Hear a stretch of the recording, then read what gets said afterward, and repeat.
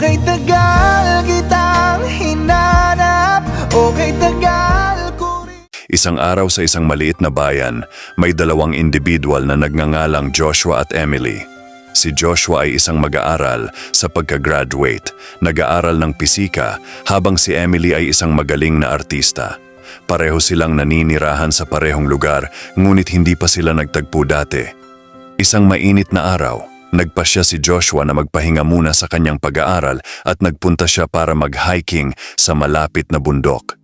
Hindi niya alam na si Emily ay may parehong ideya. Nagkasalubong sila sa tuktok ng bundok kung saan sila parehong napahanga sa kagandahan ng tanawin. Nag-umpisa silang mag-usap at napagtanto nila na marami silang pinagsasamahan.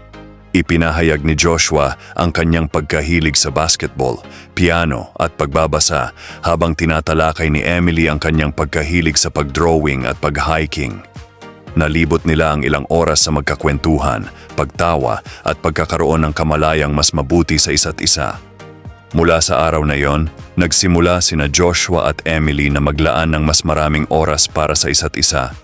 Madalas silang maglakad-lakad, nag-iikot sa bayan at nagtuklas ng mga bagong mga tagong lugar. Nahangaan si Joshua sa husay ni Emily sa sining at nakuha naman ang loob ni Emily sa kaalaman ni Joshua at ang kanyang kuryosidad tungkol sa universo. Ang kanilang samahan ay lumalakas habang humahaba ang panahon. Naging matalik na magkaibigan sila at nagtulungan sa bawat yugto ng kanilang mga buhay.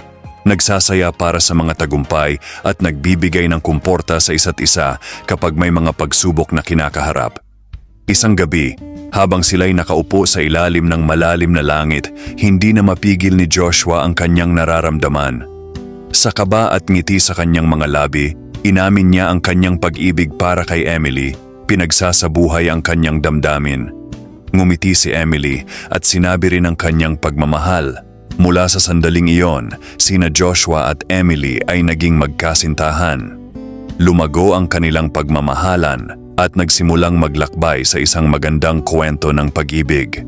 Patuloy nilang hinahabol ang kanilang mga pangarap, sinusuportahan at nag-i-inspire sa isa't isa sa bawat hakbang ng kanilang paglalakbay.